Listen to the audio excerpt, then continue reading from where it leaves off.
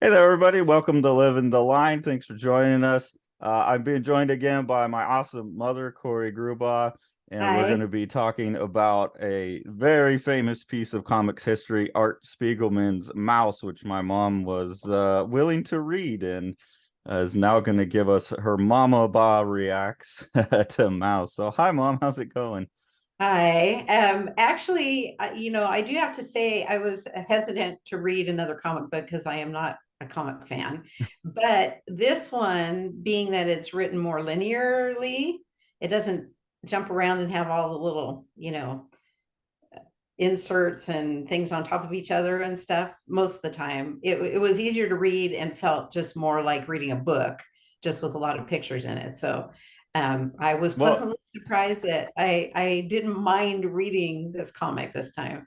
but you were comparing it to reading Strange Death, right? When you're saying all the insets and the crazy panels, and Well, I'm and ass- regular comic books have that kind of stuff too, where they'll have, I'm never quite sure whether I'm supposed to go across and read it or if it's jumping up and down, and then there might be something in the middle, and Oh, okay. you So know, you like the fact that this one's pretty much left to right, top to bottom, and that's really correct. obvious. Yes. Okay. So Yeah. it's the So ones where it will be like a panel and then a panel and then a big image and then two more. Oh, well, we just won't show you 1990s superhero comics then, and you'll be fine. that's right. Or Yes. or my books, because my books are all over the place Right. It's oftentimes. just hard for, an old school person like me that's, been trained to read in a linear start to finish fashion to jump around like that. So actually this was much easier reading for me. That's So good to know. yes. The one thing I didn't really care for was the artwork. It was kind Okay. of, sloppy and sketchy and I don't know, not like your artwork. That Thank you. always looked so good. So that I didn't care for, but I thought it was a really interesting story and kind of one of those things like pretty much everybody should read this. Yeah, Um, and I don't know if you know, but this was the first and only comic ever to win a Pulitzer Prize. oh, okay. I know you'd mentioned that. I didn't realize it was the first and only, but yeah, the story that's embedded within the story about his dad's history and all that is one of those World War II real life sagas, that needs to be recorded and Yeah, yeah. I read by people. and I think in this format, it's really powerful. I'm curious. I know you got a whole page of notes there, so I don't want to bring up anything before letting you go through to see if what you bring up naturally. But before we get to your notes, so I am curious about the art. You didn't find it prohibitive to reading the book. You just found it to be a bit crude. Right. Okay. Yeah, it's very easy to follow along. It wasn't anything, that distracted from the story or anything. It just, if he wrote comics for the newspaper, well, Yeah. online, whatever, there's not a newspaper anymore, but I would probably not choose to read it just because I don't particularly like the artwork. So it doesn't draw Okay. me in as far as visually. But like it communicated the story well, and I think Yes. there's as someone who's been exposed to this a lot, there's a lot about Art Spiegelman working on the style of the book, and he kind of went crude on purpose. There was a lot of different stylistic things he was trying to communicate by that within the history of comics and just art in general. Like it kind of looks like clumsy woodblock prints or something, and there's kind of Right. like a Germanness to that approach that he takes, I think.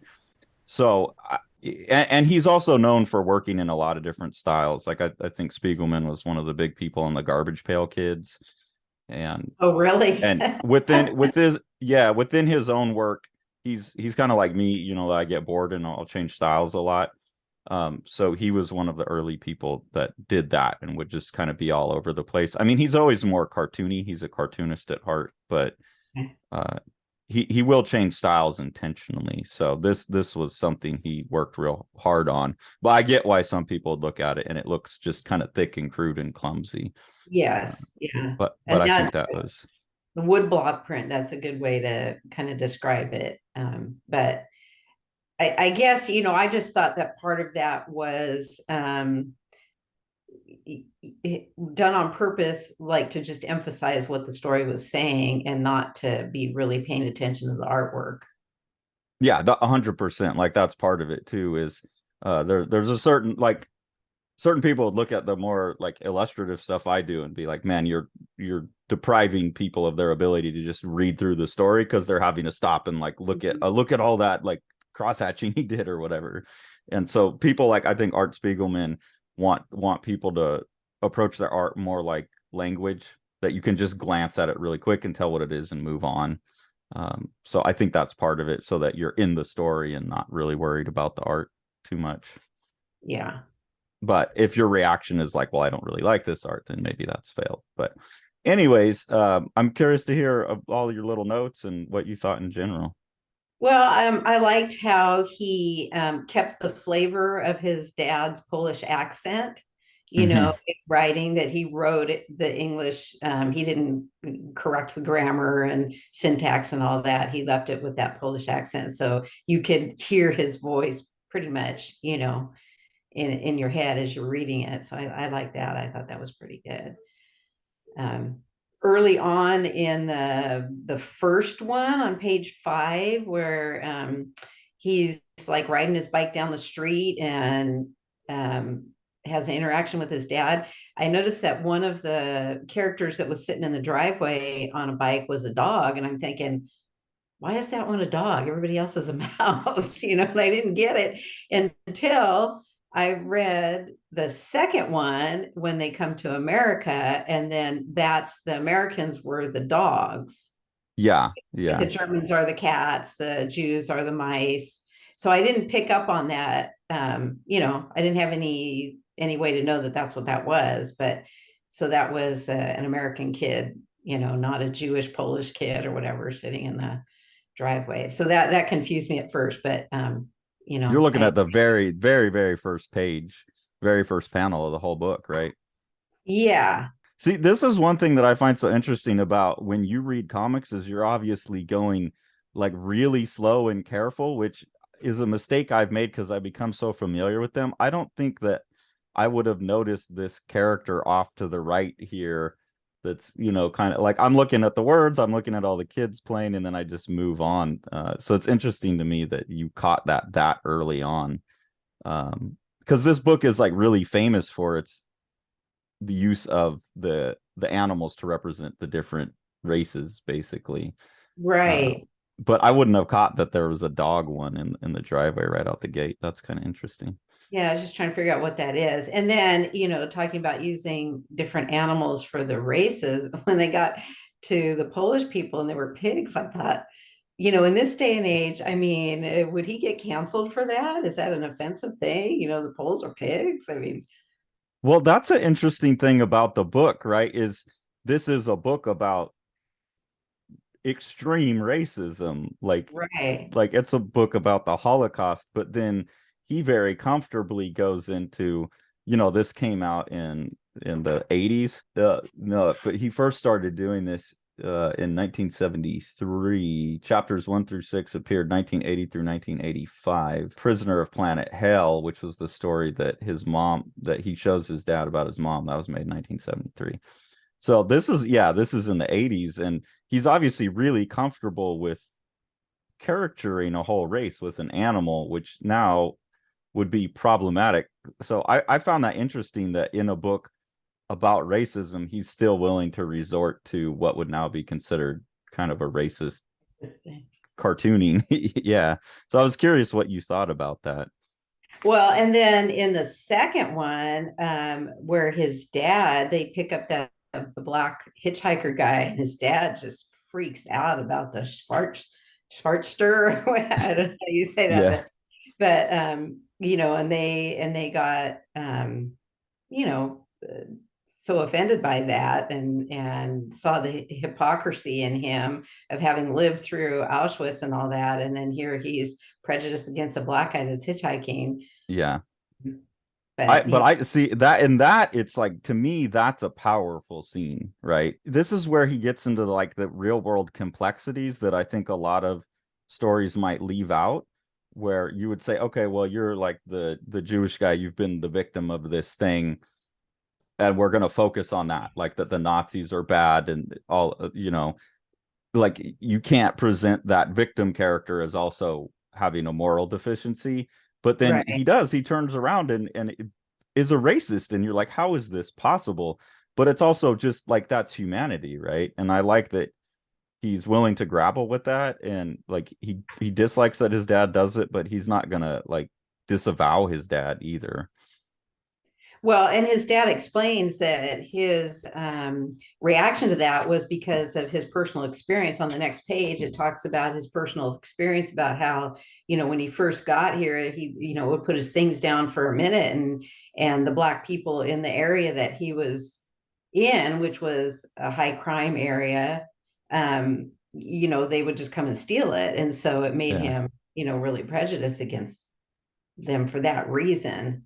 Yeah, I thought that was an interesting contrast, and you're right. I mean, we all have prejudices one way or another based on our personal experiences. I don't think anybody's going to ever completely get rid of all of that. Yeah, it's a crazy idea, but it's also a crazy idea that in fiction, like, characters are flat in the sense that they're good or bad. And I Mm-hmm. really like stories like The Reader is one of our favorite movies as a family, also dealing with the Holocaust, right? And Right, that's another one of those amazing things where everyone is doing good things and everyone is doing bad things. right. In the same way, like his father knows he's being awful here, because he's like, yeah, we better just forget it. Like Yeah, he's confronting this fracture in his own belief system, and it's like, no, no, no, I don't want to look at that any further. Like because his wife is saying, well, just forget it, or he's telling his wife to just leave it yeah, alone. And his dad's like, yeah, better to just forget it. And I think that's a really telling moment in the story. yeah. I'm glad you tagged that one, because I think we'll wrap back around to that later. Well, and what you said about characters being good and bad, that pops up several times, like with the Polish housekeeper or maid, Mm-hmm. where, she was offended because they had made a comment, Anya and Vladek had made a comment about, oh, it doesn't take the Poles much to get angry with the Jews. And she took offense at that because here she was working for them and, being a part of their family. But then later on in the book, when they come to her and need help and are looking to, have her maybe hide them or something, then she's like, no, you better get out of here, you know. And there's a couple of characters like that. Some of the guards and other Jews and Poles in the concentration camps that are put in positions of supervision or power or whatever. Mm-hmm. Yet they, so I mean, that's being a traitor, but then they will also be generous and kind to one of the prisoners if, the prisoner shows they have some value to them, which I guess is selfish, but, um, it's Well, still and his dad finagles his way into alliances or friendships or something within the right. camp that allows him to survive as he did. So his dad's one of those people Right. who's able to kind of leverage some things against some other things to get positive outcomes for himself and his friends within the camp. It just is a matter of survival. Like Yeah, and like, can you hold willing that to do against this. someone? Like, everything's been stripped away and you're surviving. Like, can you really come down and judge him for that? Yeah. Yeah. No, when people are in survival mode, they do what they need to do to survive, And you know. I think that's something that Spiegelman struggles with throughout the book, which is that's one of the more interesting things about how this is handled versus like the Corey Ten Boom story or Mhm. Anne Frank or something like that. Is half of the book is about his relationship with his dad. It's not just the Holocaust story. Right. It's like the generational impact of the Holocaust story is like the second part of this story in a way. Yes, that's true.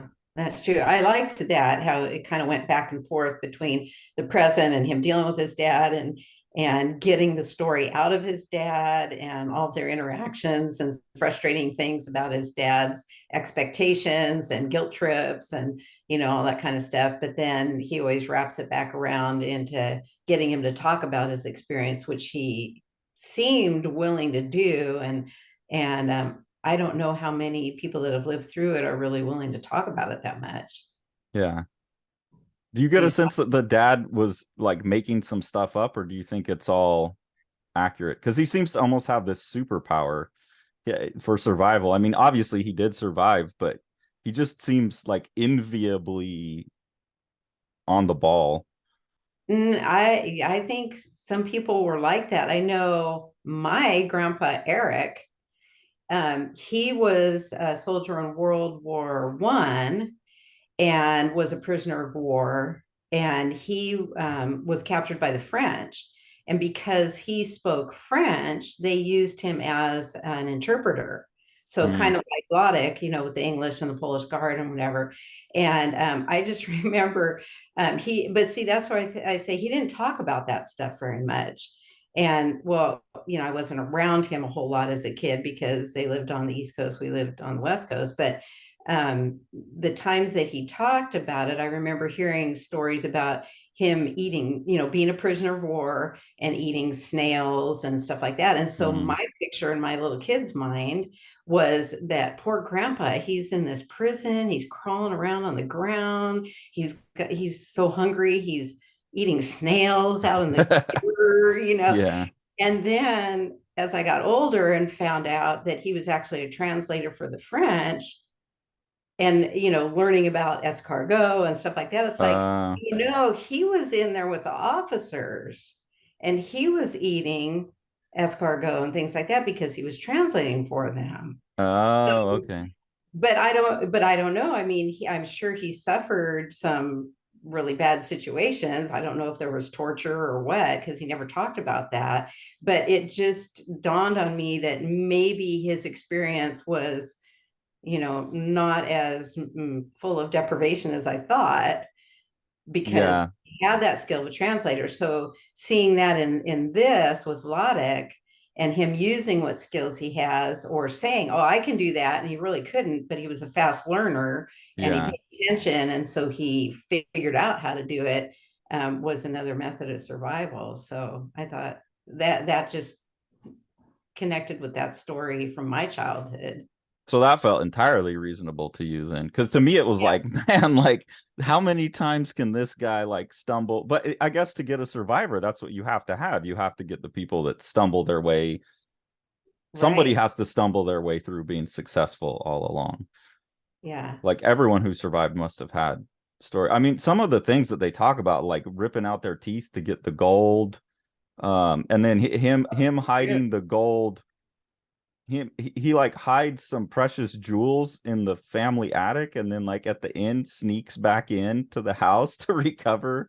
And just those kinds of things to me are just astonishing. And then thinking about, even in my day to day, what I feel like is a lot of like too much. I'm facing too much. I've got too much going on. I'm too overburdened. I'm too stressed. I just want to quit and run in a corner and read comic books, And I'm thinking, oh my God, like how would I survive? Like I would not be that guy. It's Yeah. amazing. Yeah. It is. It is. And it just boggles your mind that people do stuff like that to other people, Yeah. and because I mean his situation, it starts out he's pretty well off, good family and everything's going great, and then just like little by little it just gets bad and then worse, and you're thinking, oh, this is terrible, and then it just keeps getting worse and worse and worse and worse.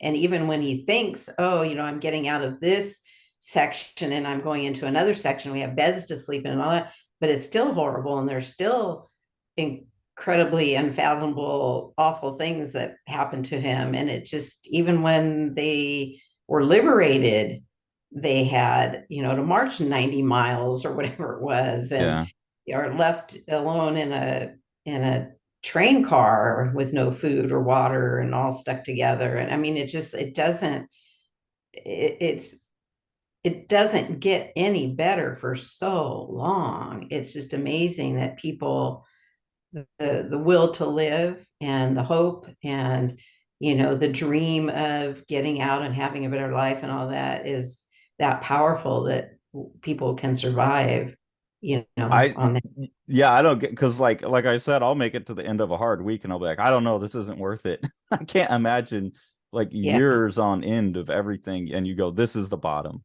and then you Yeah. go further, and then Yeah. again and again and again, and it's astonishing. And then to see like later in life how little his dad's willing to put up with, but it's also like, yeah, you totally earned that though. Like, Yeah. you get to be, and I think like of kind of like the stereotypical New York Jew, I mean, like, and this coming from dealing with grandma and like just family Yeah. members, that we're saying this as a Jewish family, so I don't get canceled here. But there is kind of like, I don't know, grandma always had that bit of like abrasive, impatient, like Mhm. demanding, like it would be out at a restaurant, and there's like that stereotype of that character, which I've experienced personally, and you go, oh yeah, well of course, though, these are like no bullshit people, Yeah. like they went through it, and like they're gonna be very demanding because of it. Yeah. Although, she didn't personally, and even her parents, they were both in the United States before World War II broke out. So they didn't personally go through it. But her dad, my grandpa Eric, and his brother were instrumental in getting other family members out before Hitler came to power and the Nazis took over and all that. Because I guess from being in World War I, and he was always very up on politics and things like that, he saw where it was heading, and so they did get a lot of relatives out, so they never had to deal with that. But Grandpa Eric was very much that way, very headstrong, very hot tempered.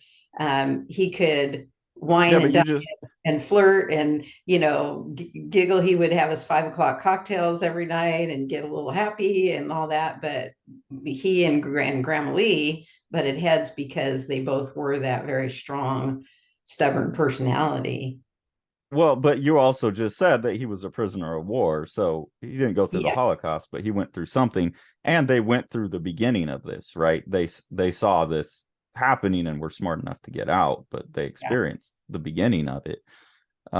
So I just think like as a like as Jews, this has happened a lot, and so that just seems to be part of like our character now as a people, is kind yeah, of just this, there's a stubbornness to it all, that shows up in his dad, and his dad, it's like, well, you've definitely earned that at that yeah, point.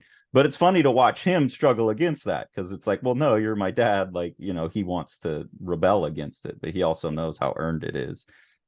And I find that to be compelling.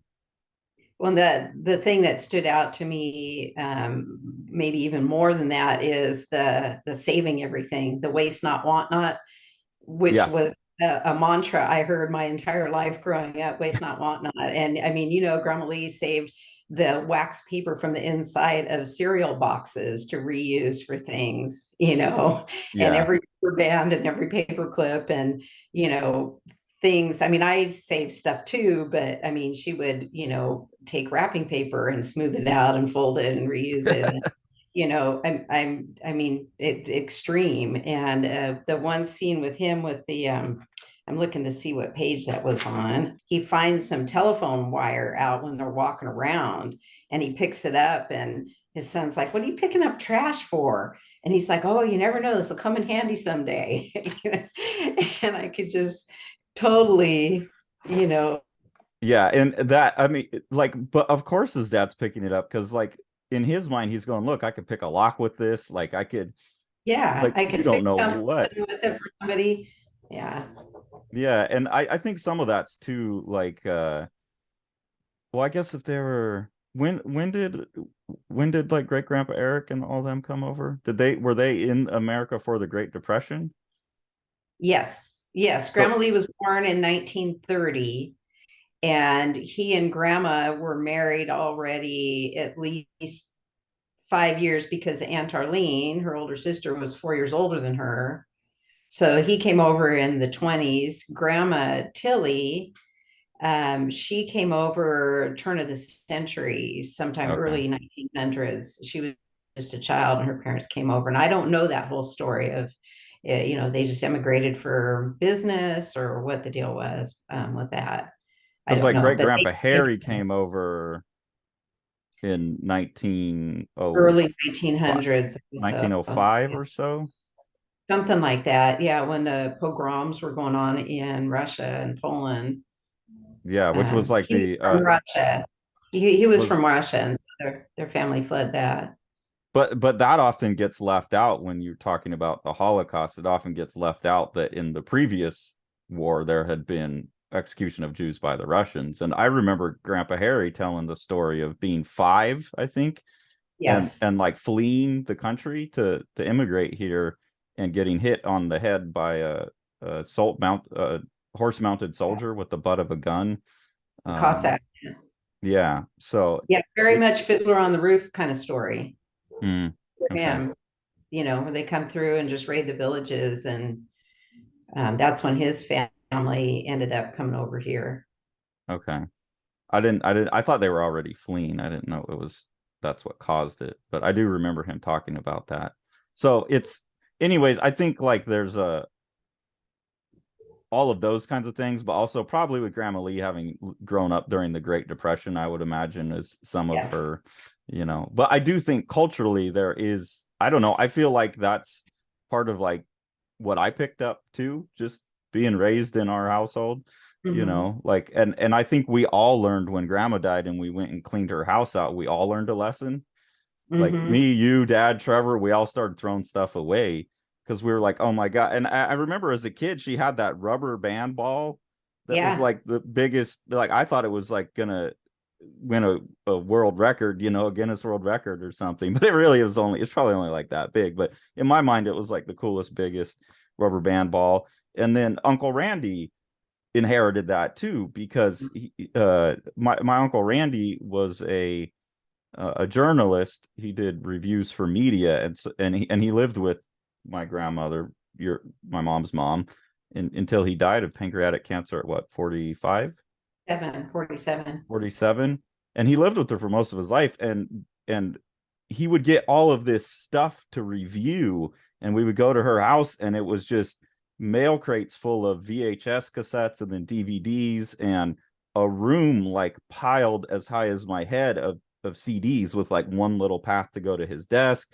and lined with LPs, and then another room full of books, and he had collected comics all his life, and he would send me and Trevor those packages of like buttons and pins and stickers, and we would collect them all. I used to have I mean, all this, but I used to have the big button wall. It was like a king size sheet folded in half, and I just had, I don't know, thousands of buttons and pins that Randy had sent. It probably weighed like 400 pounds when we It took it was off. very heavy.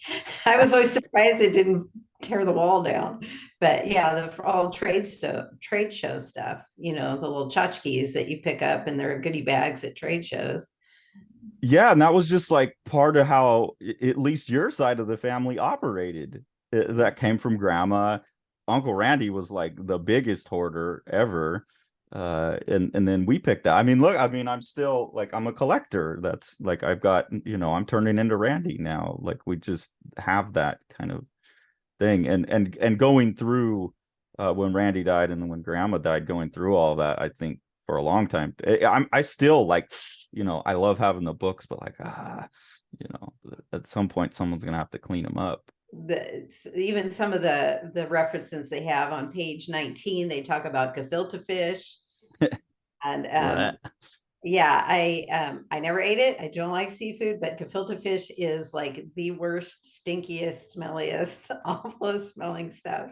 But that was something that was like a delicacy. My dad liked that. Grandpa Barry liked that more Yeah. than Grandma did. But that was something, yeah. And the language, the oi and the ay ay ay and oigavel, all those things. It was very much bringing back my childhood and the Yiddish that was thrown in, into daily conversation and things like that. And Achtuliba. What was the grandma always said something about, oh my God, the potatoes have blown up? ach du liebe ausgeblasene Kartoffelsalat. German, that's not Polish, so that wouldn't have been in here, but the Yiddish kind of transcends all of it, Polish, Yeah. German, whatever. It's The oive and the yeah, mashugana and the yeah. schlemiel and yeah. Yeah, I obviously that stuff all feels very natural to us, I'm sure. I'm curious because this is a book about kids and their parents, and that's one of the many reasons I wanted to talk to you about this book, because I thought a kid and their parent talking about it would be fun. But I'm interested in if you see any like similarities to your relationship with your parents growing up. I mean, I know they didn't go through the Holocaust, so it's a bit of a different thing. Oh, well, yeah. And you could probably say the same things about me too, but Vladek fakes being sick or having a heart attack or something and gets his son and daughter-in-law to interrupt their vacation with friends and come to where he's staying. And then on page 89, That's right before they pick up the black dude and his dad goes all racist, right? right. Similar Yeah. similar scene in the book. They've got him in his So bungalow. yeah, in the bungalow, and he's all mad because his second wife opened up a second container of salt when the first one was already opened, and he's all upset about that. And so he's going to take the opened packages of food that he's not going to use because Mala has left him and Mm-hmm. try to take him back to the store.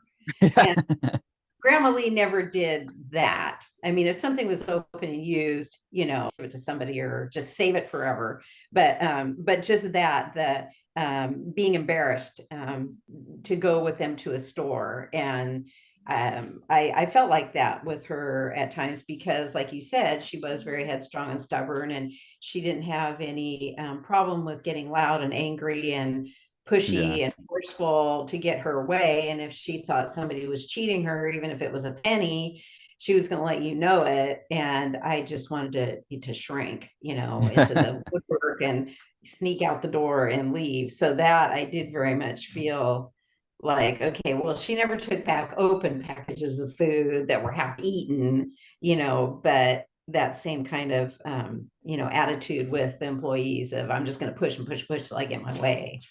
Yeah, I never had that with you growing up. I had it with grandma going to restaurants. And I mean, she had like dietary issues, so she would get forceful about that.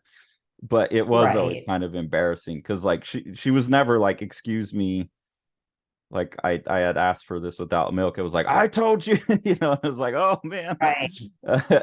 And I could definitely see her, yeah, not doing this exact thing, but I do like that scene where they're sitting in the car and they're watching him, and you can kind of just see like these bare sketch of the figure in the window that they're watching him, and they're watching him make this happen, and like, how is he pulling it off?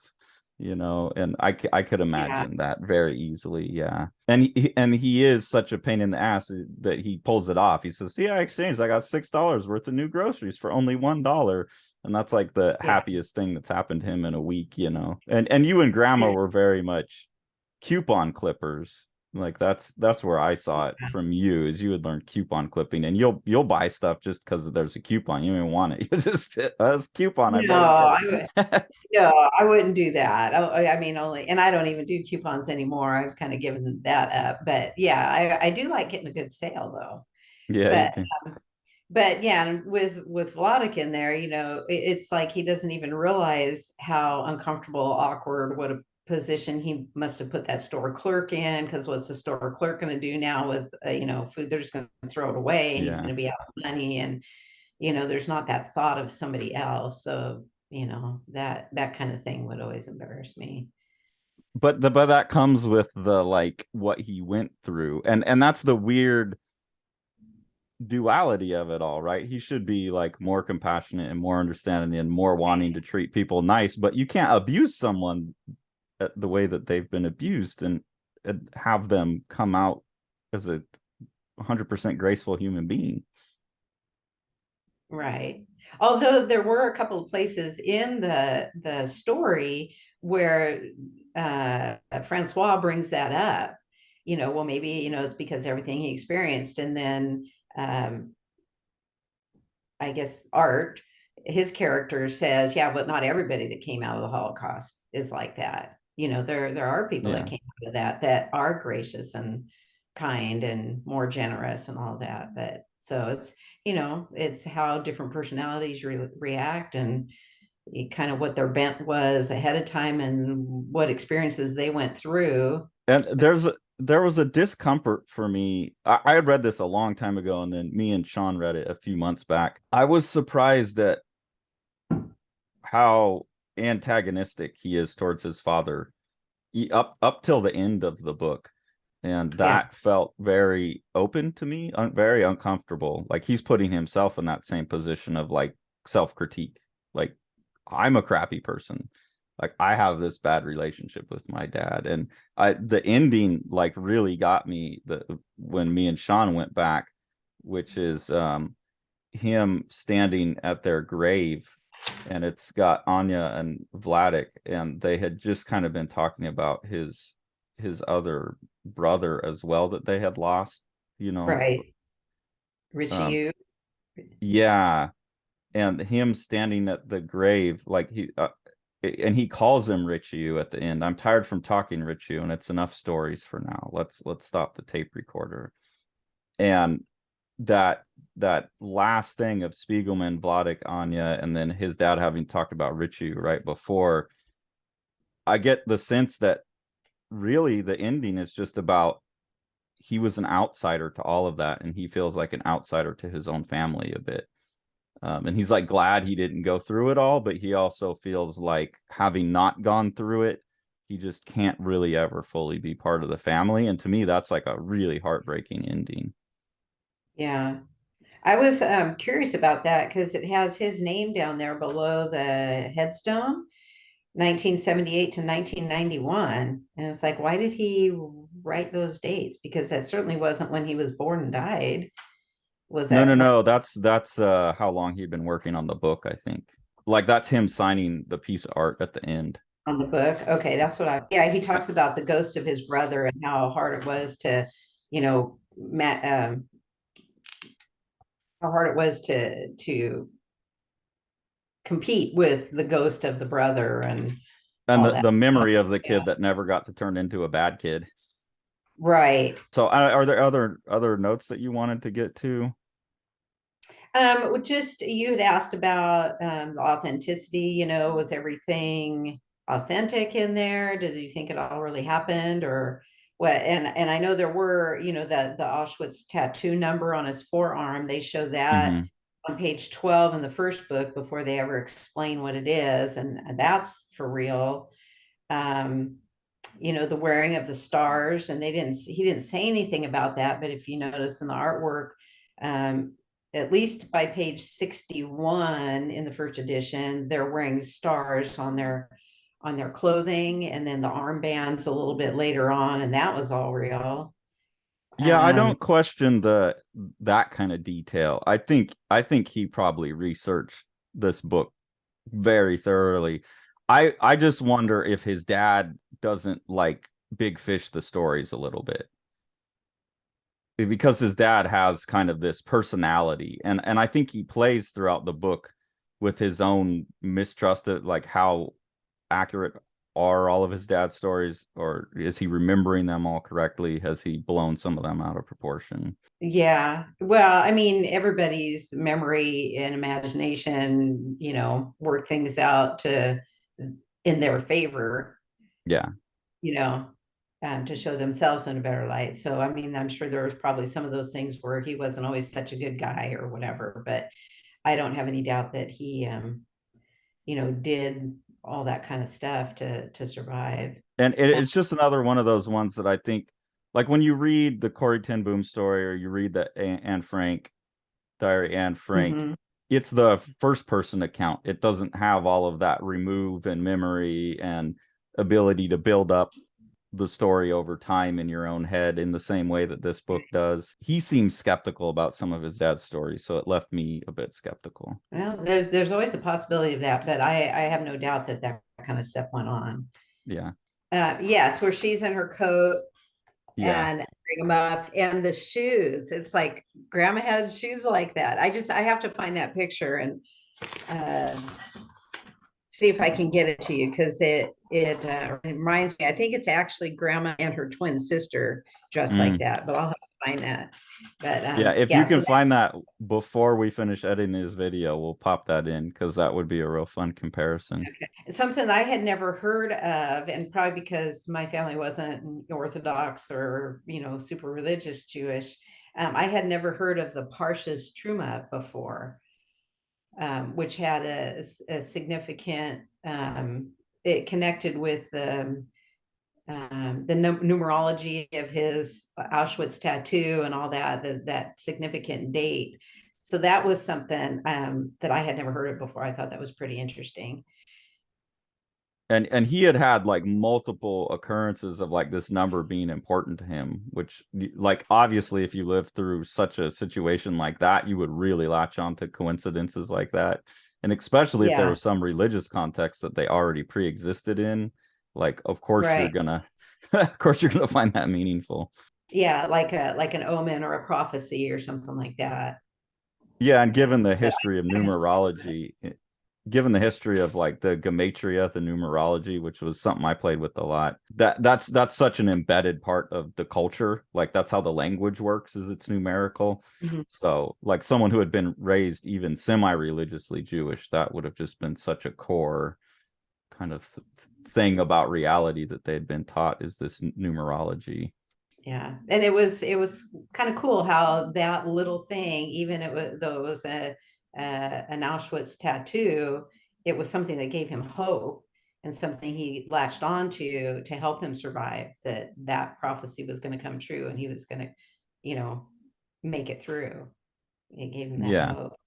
Something else that I never realized was that Birkenau and Auschwitz were so close together, and that was actually, he called it like Auschwitz 2, the Mm. bigger camp. I always thought Auschwitz was like the big bad worst one.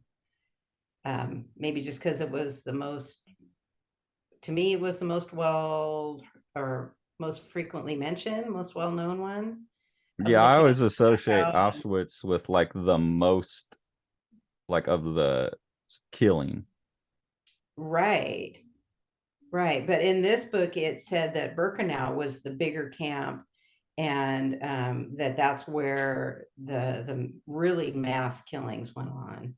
So that was where the efficiency was at greatest peak for the Yeah, Nazis. that's where they had the insets about the gas chamber, and how it was laid out and all that. Um, and Yeah, I and he never has a thought that. map. What was Anya in?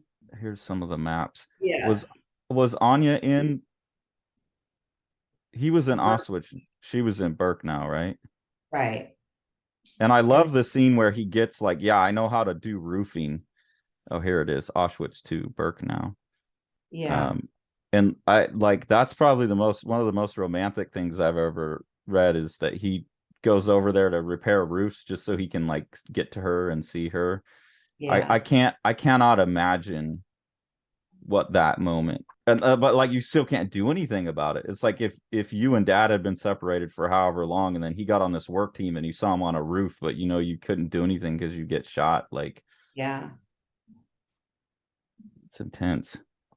But at least they knew each other was still alive at that point, and that gave them more hope. Yeah, that's what I'm saying. That just the complex of emotions that go into that about hope and despair at the same time just have to be. That's something where I wish, like, oh, I would love to see him draw more realistically, because if someone could nail the face that showed that emotion, that would Yeah. just be such an astonishing artistic accomplishment. Like, to, whatever that expression is that captures that. I can't, But I that's don't. one incident where it's actually, I think, better that it's not um, so realistically drawn, because then, like reading a book, your imagination, you can picture that in your Yeah. own mind how it would look, instead of Yeah. having it laid out for you. Another example I thought of that where the sketchiness and the kind of raw artwork did better was in the scenes with the nude prisoners, Hmm. to where you knew that they were naked. There was genitalia there, but it's not so explicitly drawn. And um, it was just kind of, it almost made it more humiliating that it was just a sketchy thing. And, here they were just stripped bare naked, but it wasn't, done in an erotic way or anything Yeah. like that. It was, um, Well, and with them being like these anthropomorphized mice and stuff, I think that was a smart decision on his side because it does make it more visually palatable, you know. yeah, yeah. Like we're pretty used to the idea that mice get experimented on. Um, but yeah, on those and just like Dave Sim actually made a Holocaust book, and he spent a lot of time just redrawing over and over, almost like as a meditative, I don't know what, like prayer for the Jews or something. He was drawing as realistically as me and Dave can draw those photographs of the piles of bodies, or Oh, photographs of them all in their little, their beds that are like this big, and there's just all yeah. these sucked out faces and stuff, and just, I mean, super detailed drawings. Oh, same pictures over and over, drawing them again and again. And it's so hard to look at because those images are so just disgusting. That, yeah, I think if this whole book would have been like that, I mean, I don't say it would be unreadable. It would be even more overwhelming, I think, but it would be a real hard pill to swallow. Well, I remember when I was a young teenager, high school, um, being enrolled in some classes for teens at the temple and being shown those actual footage films, of actual footage from when the Allied forces went in and freed the people from the camps, and the horrible, horrible um, films that they took from the Nazis showing the bodies being rolled into mass graves. And it was very disturbing and very troubling, which it should be. Yeah. Uh, so this, you still got the feeling of being punched in the gut, seeing that kind of stuff, but it wasn't, so realistic. Yeah. So that's gonna lead into the other thing that I wanted to talk to you about. But before we do that, like, well, I guess to lead into that, like, where do you think this stacks up in terms of Holocaust literature? I guess, like, take out like Schindler's List and movies and stuff, but Holocaust literature. You mean compared to like Anne Frank Anne and Frank and the Corey Ten Battaglia? Boom, and I mean, I guess you could throw in the movies too, Schindler's List, and just the big Holocaust stories. Like, what, in your estimation, like, where is this in like the canon of Holocaust stories? I think it should be right in there with them. And actually, I thought it was interesting that it came from the Polish perspective, because it seems like there's so much more written about, the German experience since the Hmm. Nazis, sprang from Germany. But that this was, a Polish take on it.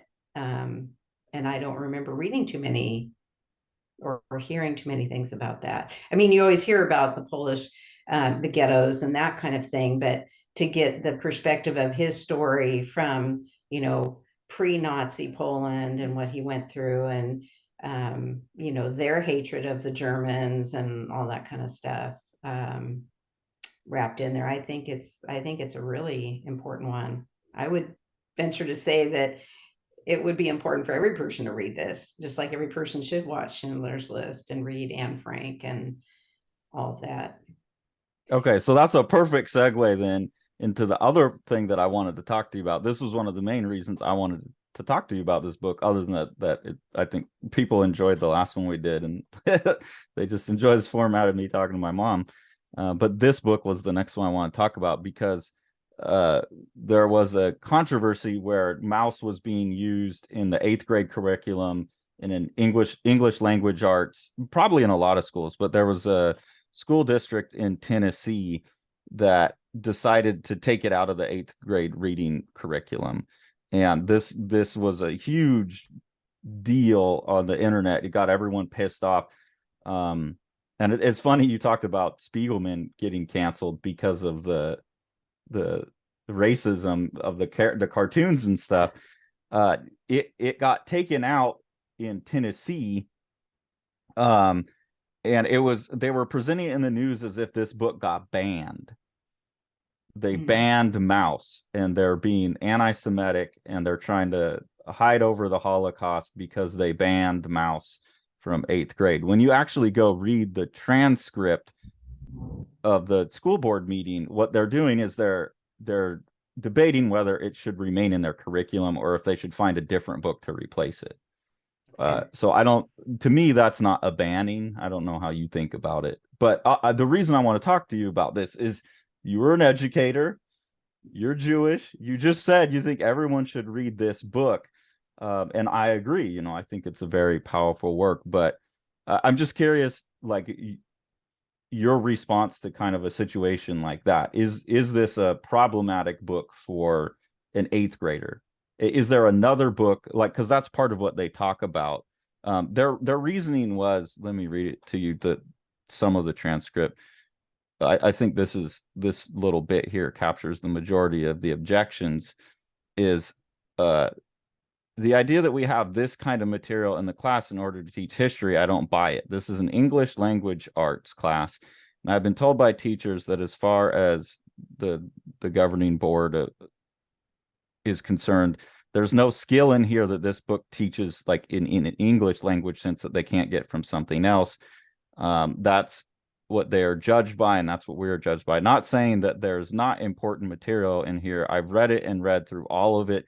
In the parts it talks about his father, and the father is the guy that went through the Holocaust. I really enjoyed it. I liked it. There were other parts that were completely unnecessary. We're talking about teaching ethics to our kids, and it starts out with the dad and the son talking about when the dad lost his virginity.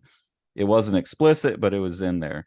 You see naked pictures, you see a razor, you see the mom cutting herself, she's laying in a pool of her own blood. You have all this stuff in here. Again, reading this to myself, it was a decent book until the end. I thought the end was stupid, to be honest with you. A lot of the cussing had to do with the son cussing out the father. So I don't really think that teaches our kids any kind of ethical stuff. It's just the opposite. Instead of treating the father with some kind of respect, he treated his father like a victim. We don't need this stuff to teach the kids that history. We can teach them that history. We can teach them graphic history. We can tell them exactly what happened, but we don't need all the nakedness and other stuff. So they were objecting to the fact that you saw the MAUS penises and you saw the mom's breast when she committed suicide, and like the general, like, yeah, disrespect for his father and the harsh language. They were saying we can teach kids about the Holocaust, and this book's just a little too mature. Like, Well, it's the way I took what they were doing. and that could be, I could see their point for 8th grade, because 8th grade, you're what, 13, 14 years old. So to 12.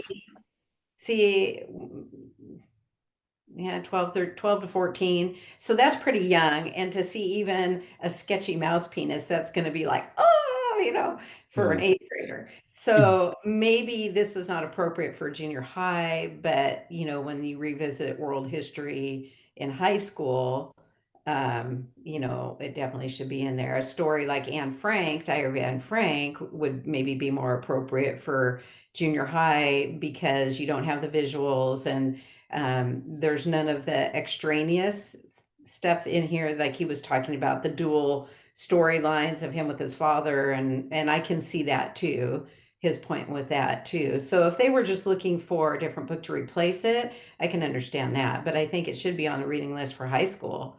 Yeah. Um, and I do want to say that Dad and I, when we went to the Holocaust Museum in LA, I think I've told you the story before. Behind us, as we were going through, there was a field trip of junior high kids going through there, and they came to the room where there was pictures, photographs of Anne Frank and different people like that, and their stories of having lived through Hmm. it. And those kids had absolutely no idea, never heard of Anne Frank, didn't know who she was, had no idea of the story. And you could just tell the guide as she was going through, she came in, "Oh, this is, pictures of Anne Frank and the room that she, the little cubby that they hid her in. And you guys know Anne Frank, right?" Dead silence. Mm. And she goes, "You've heard of Anne Frank, right? You've heard of the story." Dead silent. So that to me made me feel sick that kids are not even aware of any of that now. And Well, so but I I, mean, if they had been in a class that read MAUS, they may know about the Holocaust, but not know about Anne Frank in specific. true. Yeah. The impression that I got, and I don't remember exactly all the dialogue because that's been several years now, but it was just really frightening that they had no clue, no idea. And so yeah, I mean, maybe this particular book wouldn't be appropriate for eighth graders, and there's too much other stuff to deal with if you're just teaching Holocaust, World War II history and that kind of thing. But I don't know. Well, I think it's a good book, maybe in high school level, and all of the other objectionable material that he was talking about, the relationship with the father. I mean, that's just good material for some discussion. And kids, yeah. and teenage kids are awful with their parents and disrespectful and mean and dismissive and all of those things that he is. And so that's a good jumping off point too, to discuss some of their own behaviors with their own parents. Well, and I feel like in high school, like you're a little bit like having substituted and done junior high and high school, there's a big change in the middle of freshman year, Mm-hmm. where the kids, I think part of it is because they're around the older kids and the older kids bully them into behaving a little bit better. They're not the spastic junior hires anymore about midway through. And then by the time you get to junior or senior year, they're a lot more calm. You can talk to them like an adult almost, not quite. They're not quite there yet. But I really think that they're capable of digging into those Mm-hmm. more complexities of like, look, yeah, his father was the victim here, but he's done some bad stuff too, and he said Right. some racist things, and like those complex conversations seem much more reasonable to have with the high schooler to me than an eighth grader. So that was one thing that I thought was a little weird, that this was getting talked about as a banned book when it was really a school board voting to come back to the table and choose another book the next time they met. Right. Especially with books like, I don't, what's the is it the what's the Corey ten Boom story called? The hiding place. The Hiding Place. Yeah, and obviously these were books that I read as a kid in a Jewish household. You've read them both. Your name's Corey, so you felt extra affinity to, like, you've always felt extra affinity to Corey ten Boom. I think that's even your email, right? Corey ten. Yeah. Yeah. Yeah, So that's what the 10's for, not like on a scale of 1 to 10, right? yeah, I know that, but a lot of people probably don't pick up on that. Yeah. Um, so that was my immediate response, is like, why is this being made such a big deal about this when there's plenty of other great books that Yeah. are age appropriate, that don't have the pictures? I get it, it's graphic novels and that's hot, and like kids like it because it's got pictures, but I just didn't see the problem in it. Mhm. And then I want to show you, hopefully I can get you the audio, but there's an interview with Art Spiegelman on CNN, and I'm curious to hear your reaction to what he says in this interview as well.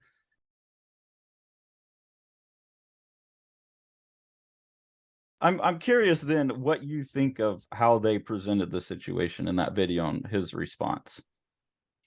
Well, the first thing I want to say is every parent definitely has a right to be able to determine what their child is going to be taught. And if there were parents that had objections to this for whatever reason, as far as I know, there always has to be an alternative book that can be read that would have same themes and same topics of discussion, but not the objectionable content. So that I just want to say up front. And whenever school systems or whatever try to take away those rights from the parents, I think that's wrong, because that's your child. And families have their belief systems, and other people, shouldn't be taking that away from parents, of being able to guide their children how their conscience sees fit.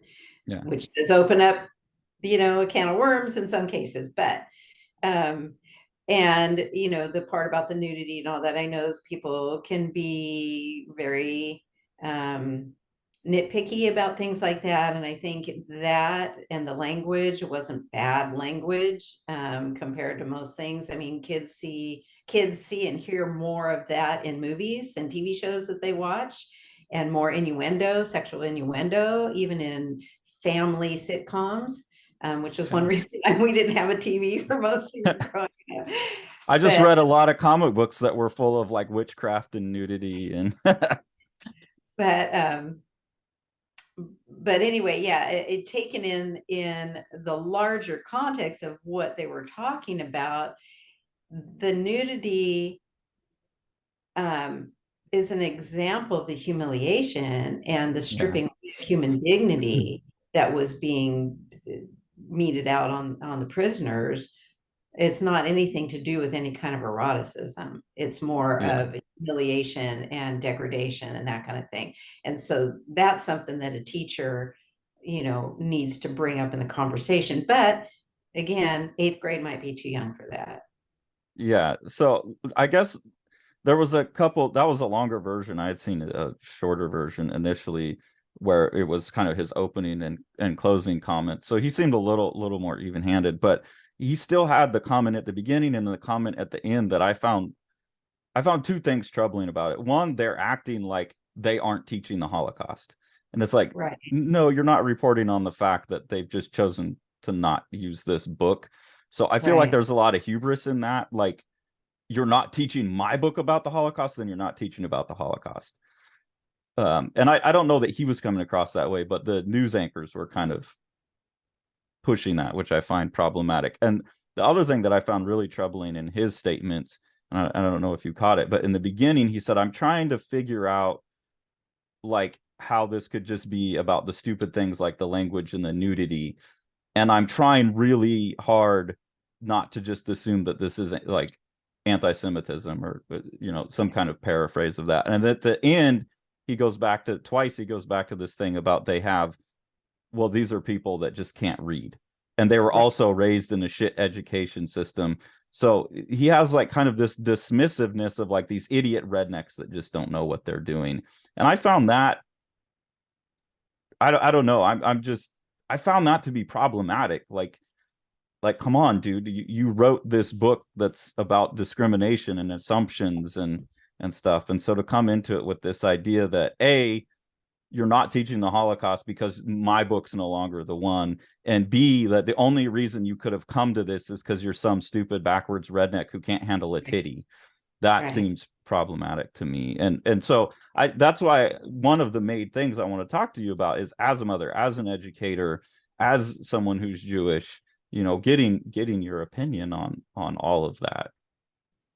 Well, I just see that as more of, that to me, that's more how the extreme left wing tends to go, is everything is open for discussion unless somebody criticizes your point of view. And then they're the stupid ones, and they're the ones that are heading toward the totalitarian government and all that. That's how it came off to me. And he said that too, right? Like, I have a hard time seeing how this isn't fascism. Right. And how this isn't totalitarianism. There's people that have other points of view, and just because they don't match up with his doesn't mean that they're to be dismissed. And it was like his dad with the Schwarzster.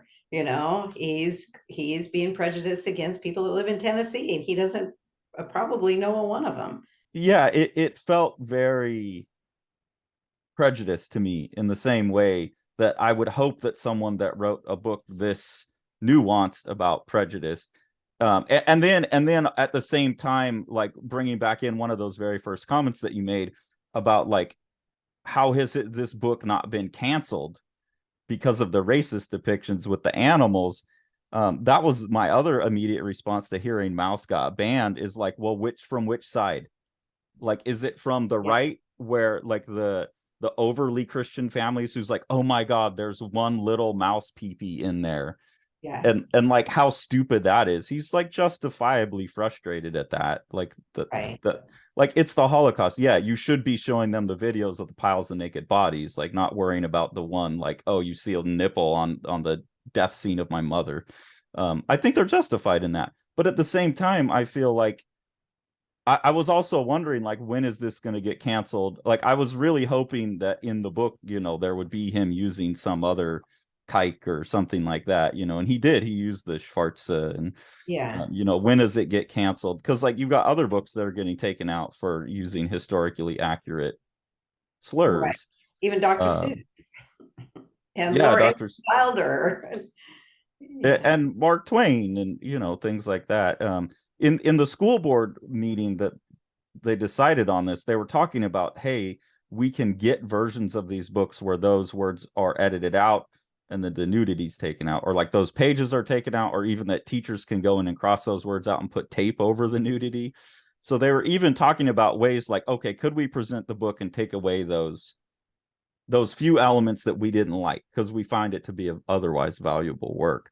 So I found that to be, when you're talking about a book about the Holocaust and about totalitarianism and fascism and things like that, to be that interview was like the culmination of my experience with the conversation about this being banned. I found it to be as troubling as Mhm. they found the banning of the removal of the book from the curriculum to be, which I think is a more accurate way to describe it. There is something in the book that goes along with what you're saying in the very end of MAUS 2, where Mm-hmm. he's talking about the photograph of him in the camp uniform that he saved, that his wife had saved, and he had it, and how he was just horrified that he saw brand new, clean camp uniforms, just like that, prisoner uniforms in like a Mm-hmm. costume shop. Yeah. And that made me really stop and think, because there's been a lot in the news about people dressing up as, offensive things as a costume or whatever, in Mm-hmm. blackface, a Nazi uniform or whatever. And, I was kind of dismissive of that, of like, well, it was a costume. They were dressing up as a character. Like, you would dress up as whatever character is the latest thing to dress up as now. People dress up as Trump, Or like or cowboys whatever. and Indians. Cowboys and Indian. Yeah, I mean, Yeah. that's what costumes are. You're dressing up as somebody else. But after reading this book and then hearing that, I thought, you know what? That I understand why that would be horrifying and extremely offensive, especially someone who lived through that. Why would you want to see Yeah. somebody dressing up as that? So, um, I don't know. I think it just speaks to more how we need to be able to have conversations with people about this kind of stuff, and not just totally be dismissive and write them off and talk over them and not let them express their viewpoint and cancel them. And I mean, all that stuff's dangerous from both sides. Yeah. Yeah, another thing from the book that kind of goes along with that, and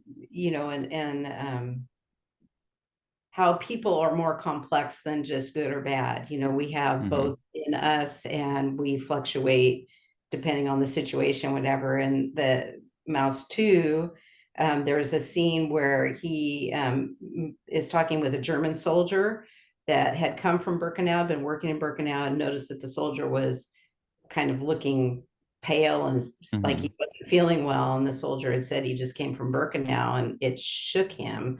But then he immediately had to turn around and become the German guard again.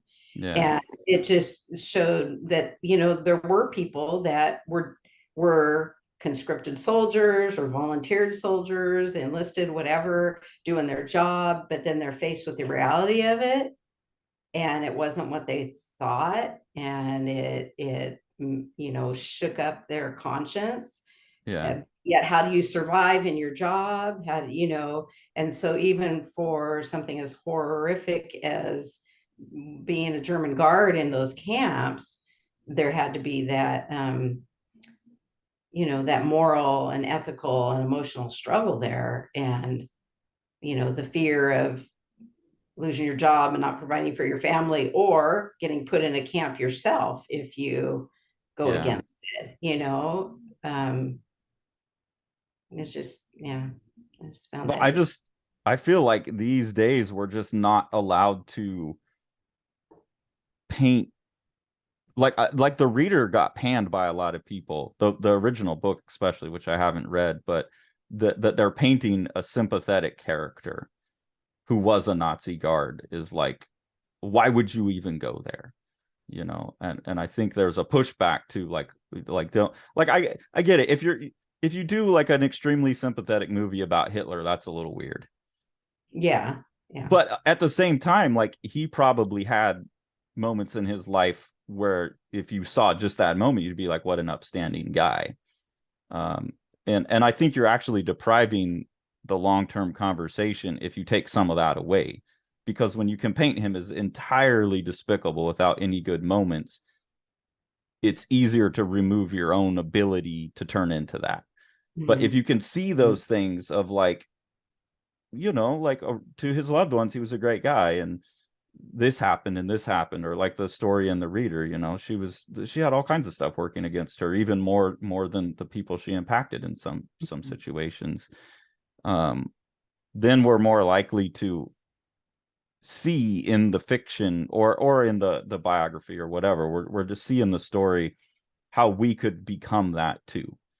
And that seems dangerous to me, to start removing that and to always paint everyone as like one or the other thing. Good. Yeah, I agree. And I feel like he did such a good job of that in the book, and so I get it. Your works are being attacked and stuff like that, and he woke up and he was tired. He had just heard about this, and that was his snap response. But um, I don't know. That's what I love so much about this work, and that's disappointed me quite a bit. But I'm glad you enjoyed the work, because I know that you don't enjoy comics so Yeah. much, and I appreciate that you took the time to read another one, and I'm glad you enjoyed it, because maybe we can sneak you into another one. I don't know, as long as it's written linearly. I'll as long as the panels go across in a train, then Mom will read it. So I'll keep an eye out for that. That's good to know. Anyways, I don't want to keep you any longer. I know you're struggling through a shoulder injury, so I appreciate your time, Mom. It's been really nice catching up with you. Thanks. Thank you. Later, everybody. Make sure to like, smash that subscribe button, and ring that bell.